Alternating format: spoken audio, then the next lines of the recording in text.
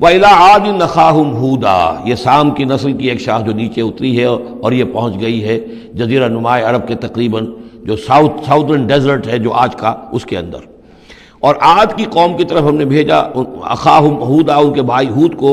قال یا قوم اعبدوا اللہ ما لکم من الہ غیرہ ان انتم الا مفترون، انہوں نے کہا میری قوم کے لوگوں تمہارا کوئی الہ اللہ کے سوا نہیں ہے اور یہ باقی تم نے نام گھڑ لیے ہیں، کوئی اور معبود نہیں ہے، کسی کی حقیقت نہیں ہے. یا قوم لا اسألکم علیہ اجرا، اور میری قوم کے لوگوں میں تم سے کوئی اجر کا طالب نہیں ہوں. ان اجری الا علی الذی فطرنی، نہیں ہے میرا اجر مگر اسی کے ذمے جس نے مجھے پیدا فرمایا. افلا تعقلون، تو کیا تم عقل سے کام نہیں لیتے. وَيَا قَوْمِ اسْتَغْفِرُوا رَبَّكُمْ، اور میری قوم کے لوگوں اللہ سے استغفار کرو، اپنے گناہوں کی معافی چاہو، توبہ کرو، اس شرک کو اور بت پرستی کو چھوڑو. ثُمَّ تُوبُوا إِلَيْهِ، پھر اس کی جناب میں رجوع کرو. يُرْسِلِ السَّمَاءَ عَلَيْكُمْ مِدْرَارًا، وہ آسمان سے تم پر چھاجوں پانی برسائے گا. وَيَزِدْكُمْ قُوَّةً إِلَىٰ قُوَّتِكُمْ، اور تمہاری جو قوت اس نے عطا کی ہوئی ہے اس میں اور قوت کا اضافہ فرمائے گا. وَلَا تَتَوَلَّوْا مُجْرِمِينَ، لیکن یہ کہ روگردانی نہ کرو مجرموں کی طرح اور مجرم بن کر. قالوا یا ہود ما جئتنا ببینہ، انہوں نے کہا کہ اے ہود دیکھو تم کوئی ہمارے پاس سند لے کر نہیں آئے، کوئی معجزہ لے کر نہیں آئے. وما نحن بتارکی آلہتنا عن قولک، اور ہم نہیں ہیں اپنے معبودوں کو چھوڑنے والے صرف تمہارے کہنے سے. وما نحن لک بمؤمنین، اور ہم نہیں ہیں تمہاری بات ماننے والے.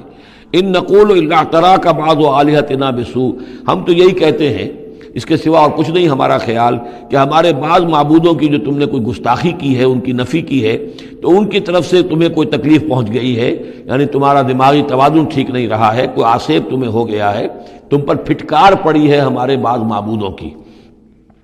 قال انی اشہد اللہ واشہدوا، حضرت ہود نے فرمایا دیکھو میں اللہ کو گواہ کر کے کہہ رہا ہوں اور تم بھی گواہ رہو، انی بریء مما تشرکون، کہ جن کو تم شریک ٹھہرا رہے ہو میں ان سے بری ہوں، بیزار ہوں، میرا ان سے کوئی تعلق نہیں. وہی بات جو حضرت ابراہیم نے فرمائی تھی کہ مجھے ان کا کوئی خوف نہیں. من دونہ، اس کے سوا تم جو شرک کر رہے ہو، فکیدونی جمیعا، تو تم سب کے سب مل کر میرے خلاف جو چاہو کارروائی کر لو، کیدونی، جو چالیں چلنی چاہ چل لو. ثم لا تنظرون، مجھے کوئی مہلت نہ دو. انی توکلت علی اللہ ربی و ربکم، میں نے تو توکل کیا ہے اپنے رب پر، اللہ پر جو میرا بھی رب ہے اور تمہارا بھی رب ہے. ما من دابۃ الا هو آخذ بناصیتها، نہیں ہے کوئی بھی جاندار مگر یہ کہ اس کی پیشانی جو ہے اللہ ہی کے ہاتھ میں ہے. وہ دعا جو میں نے آپ کو سنائی تھی اس میں حضور کے الفاظ بھی یہ ہیں وناصیتی بیدک، اللہم انی عبدک وابن عبدک وابن امتک فی قبضتک ناصیتی بیدک ماض فی حکمک عدل فی قضاؤک. ہوا آخذ بناصیتها، ہر جاندار کی پیشانی اللہ کے ہاتھ میں، یعنی اس کی قسمت، اس کی تقدیر، اسے کیا ملنا ہے، اس کے ساتھ کیا ہونا، یہ سب اللہ کے ہاتھ میں ہے.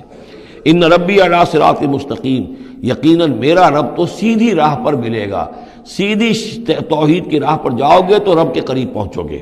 میرا رب جو ہے وہ عدل و انصاف کے راستے سے اور صراط مستقیم ہی سے اس تک رسائی حاصل ہو سکتی ہے. فَإِن تَوَلَّوْا فَقَدْ أَبْلَغْتُكُم مَّا أُرْسِلْتُ بِهِ إِلَيْكُمْ، پھر اگر تم پیٹھ موڑ لو، منہ پھیرو، انکار کرو، تو میں نے پہنچا دیا ہے تمہیں وہ پیغام جو مجھے دے کر بھیجا گیا تھا. مَا أُرْسِلْتُ بِهِ إِلَيْكُمْ وَيَسْتَخْلِفُ رَبِّي قَوْمًا غَيْرَكُمْ، پھر میرا رب جو ہے تمہیں تباہ کرے گا، ختم کرے گا اور تمہاری جگہ کسی اور قوم کو لے آئے گا. وَلَا تَضُرُّونَهُ شَيْئًا، اور تم اس کا کچھ بگاڑ نہیں سکو گے. ان ربی علی کل شیء حفیظ، یقیناً میرا رب جو ہے ہر چیز کا نگہبان ہے. وَلَمَّا جَاءَ أَمْرُنَا، جب ہمارا حکم آ گیا عذاب کا فیصلہ، نجینا ہودا والذین آمنوا معہ، ہم نے نجات دے دی، بچا لیا ہود کو اور ان کو جو اس کے ساتھ ایمان لائے تھے، برحمت منا، اپنی رحمت سے، ونجیناہم من عذاب غلیظ، اور ہم نے انہیں بچا لیا ایک بہت ہی گاڑھے اور بھاری عذاب سے. وتلک عاد جحدوا بآیات ربہم، یہ تھے عاد، یہ تھی قوم، بڑی زبردست قوم، انہوں نے انکار کیا اپنے رب کی آیات کا. وعصوا رسولہ، اور انہوں نے نافرمانی کی اپنے رسولوں کی. یہ رسولوں سے مراد کیا ہے؟ اصل میں انبیاء تو آتے رہتے ہیں، آخر میں پھر رسول آتا ہے، چھوٹے چھوٹے، جس طریقے سے کہ اللہ تعالیٰ کی طرف سے سمجھانے کے لیے ان کے معلمین کی حیثیت سے، تو وہاں پہ ان کو بھی رسول کہہ دیا گیا. جیسا کہ میں نے کہا تھا قرآن مجید میں یہ الفاظ ایک دوسرے کی جگہ آ جاتے ہیں. وَاتَّبَعُوا أَمْرَ كُلِّ جَبَّارٍ عَنِيدٍ، انہوں نے رسولوں کی تو نافرمانی کی اور پیروی کی ان کے حکم کی جو سرکش تھے اور مخالف تھے. وَأُتْبِعُوا فِي هَذِهِ الدُّنْيَا لَعْنَةً، اور ان کے پیچھے لگا دی گئی اس دنیا میں بھی لعنت، وَيَوْمَ الْقِيَامَةِ، اور قیامت کے دن کے لیے بھی، أَلَا إِنَّ عَادًا كَفَرُوا رَبَّهُمْ، آگاہ ہو جاؤ قوم عاد نے اپنے رب کا کفر کیا تھا، أَلَا بُعْدًا لِعَادٍ قوم ہود، سن لو پھٹکار ہے عاد پر جو قوم ہود تھی، جس کی طرف حضرت ہود علیہ السلام کو بھیجا گیا۔ وَإِلَىٰ ثَمُودَ أَخَاهُمْ صَالِحًا، اب ان میں سے جو لوگ بچے تھے وہ پھر آگے وسطی علاقے کی طرف گئے ہیں اور وہاں ہجر کے علاقے میں جا کے آباد ہوئے، وہاں سمود نام کی ایک بڑی قوم ابھری، اور ان کے اندر بھی جب پھر وہی خرابیاں آ گئیں، وہی شیطان نے ان کو پٹی پڑھائی، وہی بت پرستی شروع ہو گئی، وہی ان کے معبود ہو گئے، تراش لیے انہوں نے۔ تو إِلَىٰ ثَمُودَ أَخَاهُمْ صَالِحًا، سمود کی طرف ہم نے بھیجا ان کے بھائی صالح کو۔ قال یا قوم اعبدوا اللہ ما لکم من الہ غیرہ، انہوں نے فرمایا کہ اے میری قوم کے لوگو، اللہ کی بندگی کرو، تمہارا کوئی معبود اس کے سوا نہیں ہے۔ هو انشاکم من الارض، اس نے تمہیں زمین سے اٹھایا ہے، ابھارا ہے، بنایا ہے زمین سے، واستعمرکم فیہا، اور اس میں تم کو آباد کیا ہے، فاستغفروہ، تو اس سے استغفار کرو، اس سے اپنے گناہ بخشواؤ، ثم توبوا الیہ، اور پھر اس کی جانب میں رجوع کرو۔ ان ربی قریب مجیب، یقین میرا رب قریب ہے اور دعا کا قبول کرنے والا ہے۔ قالوا یا صالح قد کنت فینا مرجوا، انہوں نے کہا ہے صالح تم سے تو ہماری بڑی امیدیں وابستہ تھی۔ ظاہر بات ہے کہ ایک شخص جو ہے جس کو اللہ چنتا تھا، اپنے اخلاق میں، سمجھ میں، فہم میں، فطانت میں وہ ممتاز ہوتے تھے، تو ہم سمجھتے تھے تم آباء و اجداد کا نام روشن کرو گے۔ یہ تم نے کیا کیا؟ تم نے تو کہنا شروع کر دیا کہ آباء و اجداد کے جو طریقے ہیں یہ غلط ہیں، ان کا دین غلط ہے، ان کے عقیدے غلط ہیں، ان کے معبود جن کو ہمارے آباء و اجداد پوجتے آئے ان کی کوئی حقیقت نہیں۔ ہم توقع کرتے تھے کہ تم قوم کا نام روشن کرو گے، تم آباء و اجداد کے لیے عزت کا اور ان کے لیے مزید جو ہے دنیا کے اندر ان کے ناموری کا سبب ذریعہ بنو گے۔ قالوا یا صالح قد کنت فینا مرجوا، تم سے تو ہمیں بہت سی امیدیں تھی، قبل ھذا، اس سے پہلے، اتنہانا نعبد ما یعبد آباؤنا، یہ کیا ہوا تم ہمیں روک رہے ہو ان چیزوں کو پوجنے سے کہ جن کو ہمارے آباء و اجداد پوجتے تھے۔ وَإِنَّنَا لَفِي شَكٍّ مِّمَّا تَدْعُونَا إِلَيْهِ مُرِيبٍ، اور یقیناً جس چیز کی طرف تم ہمیں بلا رہے ہو اس کے بارے میں ہمیں شکوک و شبہات ہیں، ہمارا دل اس پر ٹھکتا نہیں ہے۔ قَالَ يَا قَوْمِ أَرَأَيْتُمْ إِن كُنتُ عَلَىٰ بَيِّنَةٍ مِّن رَّبِّي، وہی بات انہوں نے کہی، اے میری قوم کے لوگوں سوچو، اگر میں پہلے سے بھی اپنے رب کی طرف سے بینہ پر تھا، میری فطرت سلیم تھی، تم دیکھتے تھے کہ میں تمہارے درمیان ایک اچھا آدمی تھا، صاف ستھرا کردار رکھنے والا انسان تھا، میری فطرت صالح تھی، وآتانی منہ رحمتاً، اور اللہ نے پھر مجھے اپنے پاس سے رحمت عطا کر دی، اب وہی آ گئی، نبوت عطا کر دی گئی، فمن ینصرنی من اللہ ان عصیتہ، تو اب اگر میں اللہ کی نافرمانی کروں تو مجھے کون بچائے گا اللہ سے، کون اس کی پکڑ سے مجھے بچا سکے گا؟ فما تزیدوننی غیر تقصیر، تو تم تو اضافہ نہیں کرو گے میرے لیے مگر خسارے کے اندر۔ تم چاہتے ہو کہ میں اپنی اس چیز کو چھوڑ کر اور آباء و اجداد کا نام لوں اور ان کے معبودوں کو پوجنا شروع کر دوں، تو تم تو میری تباہی کے در پہ ہو۔ وَيَا قَوْمِ هَٰذِهِ نَاقَةُ اللَّهِ لَكُمْ آیَةٌ، اور دیکھو میری قوم کے لوگوں، یہ اللہ کی اونٹنی ہے، تمہارے لیے ایک نشانی ہے، فَذَرُوهَا تَأْكُلْ فِي أَرْضِ اللَّهِ، اسے چھوڑے رکھو، یہ چرتی رہے اللہ کی زمین میں، جہاں چاہے جہاں سے چاہے کھائے، فَلَا تَمَسُّوهَا بِسُوءٍ، اور دیکھنا کسی برے ارادے سے اس کو ہاتھ نہ لگانا، فَيَأْخُذَكُمْ عَذَابٌ قَرِيبٌ، تو پھر تمہیں آ پکڑے گا وہ عذاب کہ جو اب دور نہیں ہے، قریب ہی ہے۔ فَعَقَرُوهَا، تو انہوں نے اس کی کونچیں کاٹ ڈالی، اس کو ہلاک کر دیا۔ فَقَالَ تَمَتَّعُوا فِي دَارِكُمْ ثَلَاثَةَ أَيَّامٍ، حضرت صالح نے فرمایا کہ اچھا ٹھیک ہے، اب تم اپنے گھروں کے اندر جو بھی کھانا پینا ہے، رچنا بسنا ہے، تین دن تک رہ لو اور بس لو۔ ذالک وعد غیر مکذوب، یہ وہ وعدہ ہے کہ جو جھوٹا ثابت نہیں ہوگا۔ فلما جاء امرنا، تو جب ہمارا وہ فیصلہ آ گیا، ہماری بات آ گئی، ہمارا حکم پہنچ گیا، نجینا صالحا والذین آمنوا معہ، ہم نے نجات دی صالح کو بھی اور ان لوگوں کو جو ان کے ساتھ ایمان لائے تھے، برحمت منا، اپنی خاص رحمت سے، ومن خزی یومئذ، اور اس دن کی رسوائی سے اللہ ہم نے انہیں بچا لیا۔ ان ربک هو القوی العزیز، یقیناً آپ کا پروردگار زور والا ہے، زبردست ہے۔ وَأَخَذَ الَّذِينَ ظَلَمُوا الصَّيْحَةُ، اور ان ظالموں کو، مشرکوں کو، کافروں کو پکڑ لیا ایک ہولناک آواز نے، ایک چنگھاڑ آئی، فَأَصْبَحُوا فِي دِيَارِهِمْ جَاثِمِينَ، تو وہ اپنے گھروں کے اندر اوندھے پڑے رہ گئے، كَأَن لَّمْ يَغْنَوْا فِيهَا، ایسے ہو گئے جیسے کبھی یہاں آباد تھے ہی نہیں، کبھی یہاں کو رہتا تھا ہی نہیں۔ أَلَا إِنَّ ثَمُودَ كَفَرُوا رَبَّهُمْ، آگاہ ہو جاؤ، سمود نے اپنے رب کا کفر کیا۔ الا بعدا لثمود، آگاہ ہو جاؤ، پھٹکار ہے سمود پر۔ وَلَقَدْ جَاءَتْ رُسُلُنَا بِإِبْرَاهِيمَ بِالْبُشْرَىٰ۔ اب یہاں حضرت ابراہیم کا ذکر آ رہا ہے۔ میں نے کہا تھا کہ 3 رسول پری ابراہمک، نوح، ہود، صالح۔ 3 رسول کو ہم کہہ سکتے ہیں پوسٹ ابراہمک، اگرچہ ان میں سے ایک جو ہیں وہ ہم عصر ہیں۔ حضرت لوط حضرت ابراہیم علیہ السلام ہی کے بھتیجے ہیں، انہی پر ایمان لائے تھے، ان کے ساتھ ہی انہوں نے ہجرت کی تھی۔ پھر ان کے بعد شعیب، وہ بھی حضرت نوح حضرت ابراہیم کی نسل سے ہیں۔ پھر جو بھی بنی اسرائیل تھے ان میں موسیٰ بھیجے گئے، وہ بھی حضرت ابراہیم کی نسل سے ہیں۔ آخری رسول محمد صلی اللہ علیہ وسلم وہ بھی ابراہیم کی نسل سے ہیں۔ لیکن یہ کہ ان میں سے 3 کا ذکر کرنے کے بعد اب ابراہیم کا ذکر ہو رہا ہے یہاں۔ سورہ انعام میں وہاں جو پہلا جوڑا تھا حضرت ابراہیم کا ذکر جو ہے وہ اس انباء رسل میں سے بالکل نکال کر لے گئے تھے، اور وہ قصص النبیین کے انداز میں سورہ انعام میں آ گیا تھا۔ یہاں اس جوڑے میں فرق یہ ہے کہ حضرت ابراہیم کا ذکر بھی یہاں شامل کر دیا گیا، لیکن فرق وہی ہے، یہ وہ انباء رسل کا نہیں، حضرت نوح، حضرت ہود، حضرت صالح، حضرت لوط، حضرت شعیب کے انداز میں ذکر نہیں ہے، بلکہ ایک انداز ہے کہ حضرت لوط علیہ السلام جن شہروں کی طرف بھیجے گئے تھے اور اس کی وہاں پہ بسنے والوں نے ان کی بات ماننے سے انکار کیا، تو جو عذاب الہی لے کر جو فرشتے آئے تھے جنہیں بھیجا گیا تھا وہ پہلے آئے حضرت ابراہیم کے ہاں، اور وہاں حضرت اسحاق کی ولادت کی انہوں نے خوشخبری دی حضرت سارہ کو۔ بس یہ ایک واقعہ بیان کیا درمیان میں، ورنہ اصل مسئلہ جو ہے وہ حضرت لوط کا شروع ہوگا۔ انباء الرسل کے اعتبار سے جو معاملہ ہے وہ حضرت لوط کا واقعہ ہے۔ وَلَقَدْ جَاءَتْ رُسُلُنَا إِبْرَاهِيمَ بِالْبُشْرَىٰ، اور ہمارے فرشتادے، ہمارے ایلچی فرشتے ہمارے بھیجے ہوئے آئے ابراہیم کے پاس بشارت دینے کے لیے۔ قالوا سلاما، انہوں نے آ کر کہا سلام۔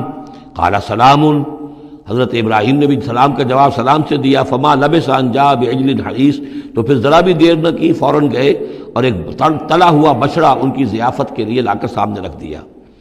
فلما رأى أيديهم لا تصل إليه، تو جب انہوں نے دیکھا کہ ان کا تو ہاتھ آگے بڑھ ہی نہیں رہا اس بچڑے کا گوشت کھانے کے لیے، آمادہ ہی نہیں ہے، نکرہم، تو اب وہ کچھ کھٹکے دل میں کہ یہ ہیں کون۔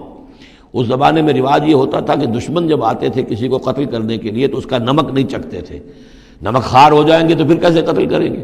تو ایک تو اندیشہ یہ ہوا کہ یہ کسی برے ارادے سے آئے ہیں جو میری یہ ضیافت قبول نہیں کر رہے۔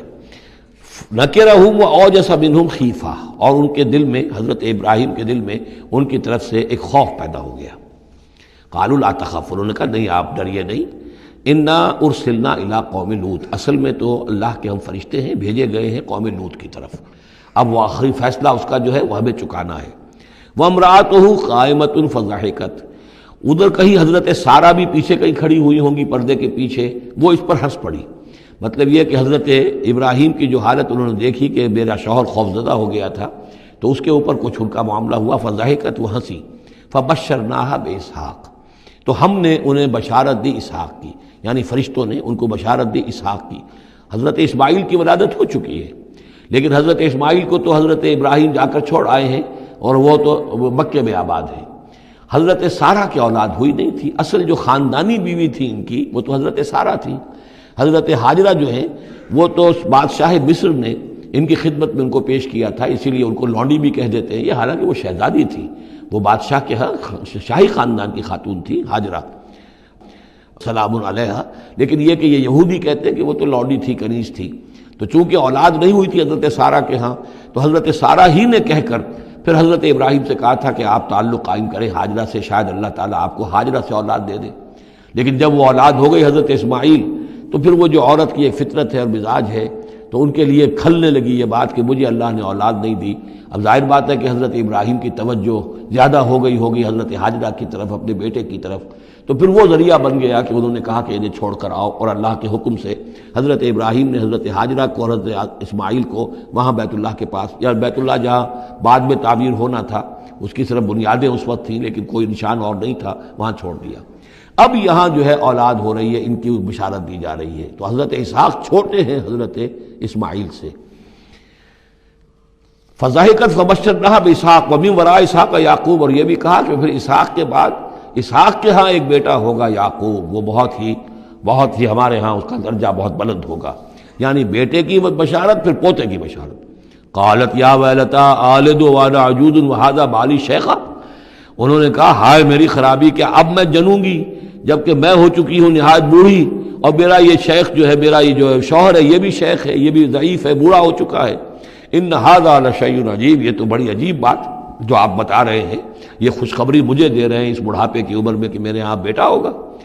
قالوا اتعجبین من امر اللہ، ان فرشتوں نے کہا کہ کیا آپ تعجب کرتی ہیں اللہ کے معاملے میں؟ اللہ کا فیصلہ ہے، اللہ جیسے چاہے پیدا کرے، ہم اللہ کی طرف سے خوشخبری دے رہے ہیں، اپنی طرف سے نہیں دے رہے۔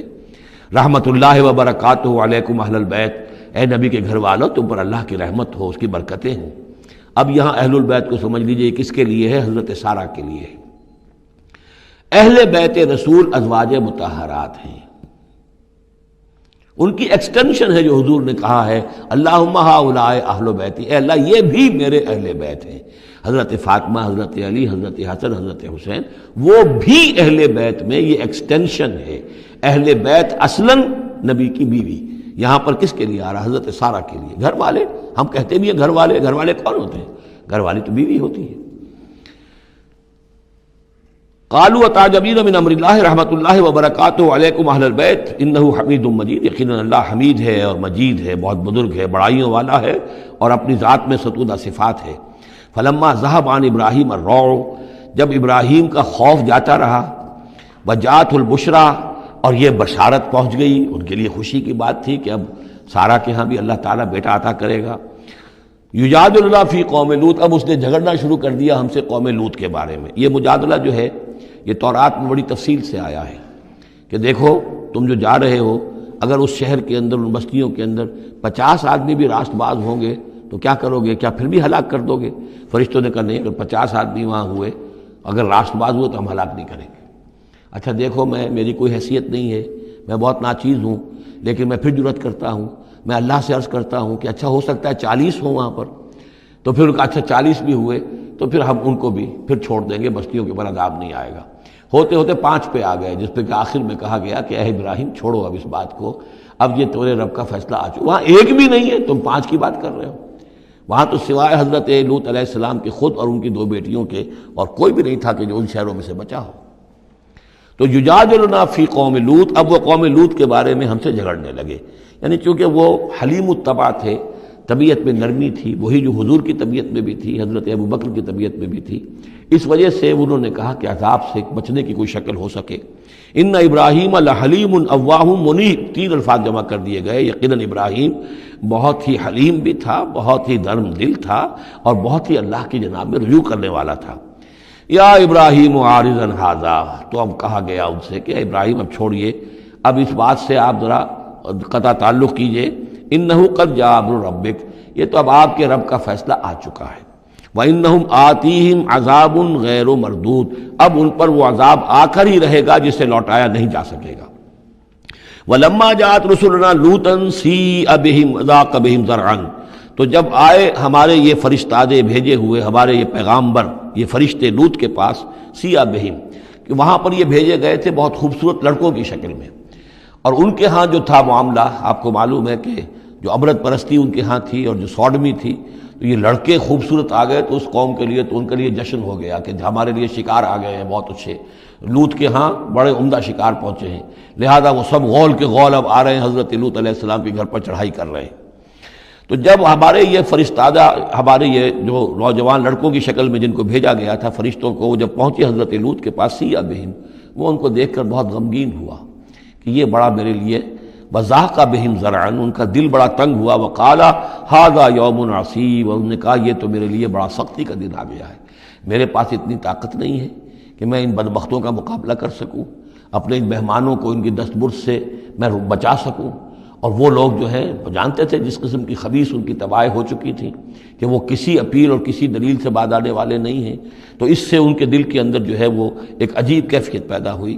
سیء بہم وضاق بہم ذرعا وقال ھذا یوم عصیب وجاءہ قومہ یہرعون الیہ، اور اب آئی اس کی قوم اس کے پاس والہانہ دوڑتی ہوئی، بڑے خوشی سے ناچتے ہوئے آ رہے ہیں کہ آج تو ہمارے لیے جو ہے وہ بہت ہی عمدہ شکار پہنچ گیا ہے۔ وَمِن قَبْلُ كَانُوا يَعْمَلُونَ السَّيِّئَاتِ، اور وہ پہلے ہی سے ان گندے کاموں کے اندر ملوث تھے۔ قَالَ يَا قَوْمِ هَؤُلَاءِ بَنَاتِي هُنَّ أَطْهَرُ لَكُمْ، حضرت لوط نے فرمایا کہ دیکھو میری قوم کے لوگوں، میری بیٹیاں موجود ہیں، وہ تمہارے لیے بہت پاکیزہ ہیں، اس کے دو معنی کیے گئے، ایک تو یہ کہ بیٹیوں سے مراد ہے کہ جو تمہاری بیویاں ہیں وہ میری بیٹیوں کے مانند ہیں۔ نبی جو ہوتا ہے وہ گویا کہ قوم کے لیے والد کی جگہ ہے، جیسے کہ قرآن مجید میں وازواجہ امہاتہم، حضور کی تمام ازواج جو ہیں وہ پوری امت کے لیے ماؤں کے درجے میں ہیں۔ تو گویا کہ یہ میری بیٹیاں ہیں، اللہ نے تمہارے لیے ان کو پیدا کیا ہے، تمہارے لیے جوڑا بنایا ہے، وہ پاک جو ہے تمہارے لیے راستہ اپنی شہوت کی کے تقاضے کو پورا کرنے کے لیے صحیح راستہ اس کو چھوڑ کر، اور یہ بھی ہو سکتا ہے کہ انہوں نے اپنی بیٹیوں ہی کو پیش کیا ہو کہ تمہیں اگر کرنا ہی ہے تو نکاح کر لو، میں اپنی بیٹیاں تمہیں نکاح میں دینے کو تیار ہوں، لیکن میرے جو یہ مہمان ہیں ان کے بارے میں مجھے رسوا نہ کرو۔ قال یا قوم ہؤلاء بناتی ہن اطہر لکم فاتقوا اللہ ولا تخزون فی ضیفی، تو اللہ کا خوف کرو اور دیکھو مجھے میرے مہمانوں کے معاملے میں رسوا مت کرو۔ الیس منکم رجل رشید، کیا تم میں کوئی ایک آدمی بھی شریف اور کوئی ایک آدمی بھی نیک چلن نہیں رہا؟ یعنی کوئی تو تم میں سے ایسا نکل آتا جو میرا ساتھ دیتا، جو میری ہاں میں ہاں ملاتا، تم میں تو معلوم ہوتا ہے کہ کوئی ایک شخص بھی شریف النفس باقی نہیں رہا۔ قالوا لقد علمت ما لنا فی بناتک من حق، انہوں نے کہا کہ اے لوط تمہیں خوب معلوم ہے تمہاری بیٹیوں پر ہمارا کوئی حق نہیں ہے۔ اس سے معلوم ہوتا ہے وہ دوسری ہی بات ہی زیادہ راجح ہے۔ وَإِنَّكَ لَتَعْلَمُ مَا نُرِيدُ، اور تم خوب جانتے ہو جو ہم چاہتے ہیں، یعنی باتیں مت بناؤ، ہماری توجہ جو ہے ادھر ادھر لے جانے کی کوشش نہ کرو، تم جانتے ہو ہم جو چاہتے ہیں، جس کے لیے ہم حاضر ہوئے ہیں، جس کے لیے ہم پہنچے ہیں۔ قَالَ لَوْ أَنَّ لِي بِكُمْ قُوَّةً، انہوں نے کہا کاش کہ میرے پاس تمہارے مقابلے کے لیے کوئی طاقت ہوتی، او آوی الی رکن شدید، یا وہ کوئی قلعہ ایسا ہوتا جس میں مضبوط میں جا کر پناہ لے لیتا اور تم سے اپنے آپ کو اور اپنے مہمانوں کو بچا لیتا۔ یہاں ہے اصل میں حضور صلی اللہ علیہ وسلم کی ایک حدیث میں الفاظ آئے ہیں، یرحم اللہ لوطا لقد کان یاوی الی رکن شدید، اللہ تعالیٰ رحم فرمائے لوط پر، وہ ایک مضبوط قلعے میں تھے، اللہ تعالیٰ کی حفاظت تو انہیں حاصل تھی، لیکن یہ کہ اس وقت جو صورت بن گئی تھی ان کے لیے، جیسے جب جادوگروں نے جو اپنے انچھر پھینکے تھے اور وہ بھی بن گئے تھے فرعون کے دربار میں، وہ بھی شکل اختیار کر لی تھی انہوں نے سانپوں کی، تو حضرت موسیٰ پر بھی وقتی طور پر خوف طاری ہو گیا تھا۔ تو بنائے طب بشری خوف کا ہو جانا یہ کوئی نبوت کی عصمت کے منافی نہیں ہے۔ تو یہاں پر بھی اللہ تعالیٰ کی حفاظت تھی، اور جیسا کہ آیا فرشتوں نے پھر ذرا سا ایک ہاتھ ہلایا اور سب کے سب اندھے ہو گئے، وہ اس طرح کا معاملہ تفاصیل تورات میں ہے۔ قال لو ان لی بکم، لیکن جو حسرت کی کیفیت تھی اور جس طرح ضیق میں ان کی جان اس وقت آئی تھی، اس کا تصور کیجئے، کاش کہ میرے پاس تمہارے مقابلے کے لیے طاقت ہوتی، او آوی الی رکن شدید، یا کوئی ایسا ہوتا مضبوط مستحکم قلعہ جس میں جا کر میں پناہ لے لیتا۔ قالوا یا لوط انا رسول ربک، ان فرشتوں نے کہا اے لوط گھبرائیں نہیں، ہم آپ کے رب کے پیغامبر ہیں، بھیجے ہوئے ہیں، لن یصلوا الیک، یہ آپ تک پہنچ ہی نہیں پائیں گے، آپ کو کوئی گردن نہیں پہنچا سکیں گے، آپ بالکل اطمینان رکھیں۔ فَأَسْرِ بِأَهْلِكَ بِقِطْعٍ مِّنَ اللَّيْلِ، اور بھی رات کا ایک حصہ جو باقی ہے اس میں آپ اپنے اہل کو لے کر، اپنے گھر والوں کو لے کر نکل جائیے اس بستی سے۔ وَلَا يَلْتَفِتْ مِنْكُمْ أَحَدٌ، اور کوئی بھی آپ میں سے پیچھے نہ دیکھے، پیچھے توجہ نہ کرے، پیچھے کی طرف کوئی خیال نہ آئے کہ ہمارے دوست تھے اور ہمارے یہ تھے اور ہمارے عزیز تھے، إِلَّا امْرَأَتَكَ، اور آپ کی بیوی بھی ساتھ نہیں جائے گی، وہ بھی یہیں رہے گی۔ یہ دو بیویاں ہیں جلیل القدر پیغمبروں کی، جن کا ذکر پھر آئے گا بڑی وضاحت کے ساتھ سورہ تحریم میں۔ ایک حضرت نوح علیہ السلام کی بیوی اور ایک حضرت لوط کی بیوی، کہ یہ اگرچہ کہ کانتا تحت عبدین من عبادنا صالحین فخانتاہما فلم یغنیا عنہما من اللہ شیئا، اگرچہ وہ ہمارے دو بہت ہی نیک اور بہت ہی برگزیدہ بندوں کے تحت تھیں، ان کے گھروں میں آباد تھیں، لیکن یہ کہ انہوں نے خیانت کی، اور اس کے نتیجے میں یہ ہے کہ پھر وہ اللہ تعالیٰ کے عذاب سے ان کے شوہر انہیں بچا نہیں سکے، نہ حضرت نوح بچا سکے اپنی اس بیوی کو اور نہ حضرت لوط بچا سکے اپنی اس بیوی کو۔ الا امرأتک، سوائے آپ کی بیوی کے، انہ مصیبھا ما اصابہم، اس کے اوپر تو وہی مصیبت آ کر رہنی ہے جو ان سب پر آنی ہے۔ ان موعدہم الصبح، اور دیکھیے ان کے وعدے کا وقت صبح کا ہے، صبح کو وہ عذاب آ جائے گا۔ الیس صبح بقریب، کیا صبح قریب نہیں ہے؟ یعنی اب جلدی کیجئے، اب آپ فوری طور پر یہاں سے اپنی بچیوں کو لے کر نکل جائیے۔ فلما جاء امرنا جعلنا عالیہا سافلہا، جب ہمارا حکم آ پہنچا ہم نے اس کے اونچے کو نیچا کر دیا، یعنی کسی بستی کو تلپٹ کیا جائے تو چھت نیچے ہو جائے گی اور جو بنیادیں اوپر آ جائیں گی، عالیہا سافلہا، الٹ کر رکھ دیا بستیوں کو، وامطرنا علیہا حجارۃ من سجیل، اور مزید ان کے اوپر ہم نے بارش برسائی کنکروں کی، پتھروں کی، یعنی یہ کہ ایک طرف تو یہ کہ کچھ زلزلہ آیا یا کچھ اور زمین میں دھماکہ ہوا، ایکسپلوژن ہوا جس سے وہ بستیاں الٹ گئیں، اور اس کے بعد یہ ہے کہ آسمان سے پھر بارش ہوئی ہے ان پر سجیل۔ یہ سجیل اصل میں فارسی کا لفظ ہے سنگ گل، سنگ گل یعنی یہ کہ مٹی جو ہے اگر کسی صحرا کے اندر تھوڑی سی پھوار پڑے اور زیادہ تیز بارش نہ ہو تو وہ ہر قطرے کے ساتھ تھوڑی سی مٹی مل کر وہ ایک چھوٹا سا دانہ بنتا ہے، اور وہ پھر دھوپ جب پڑتی ہے تو وہ پھر پک جاتا ہے، جیسے کہ کہیں آپ اینٹیں پکاتے ہیں اپنے بھٹیوں کے اندر، یہ پھر کہلاتی ہے سنگ گل۔ یعنی یہ پتھر تو ہے لیکن یہ پتھر نہیں ہے، یہ مٹی کے بنے ہوئے پتھر ہیں، کنکر ہیں۔ ان کنکروں کی بارش ہوئی جس کے اندر کہ اس کو بالکل دفن کر دیا گیا ان دونوں شہروں کو۔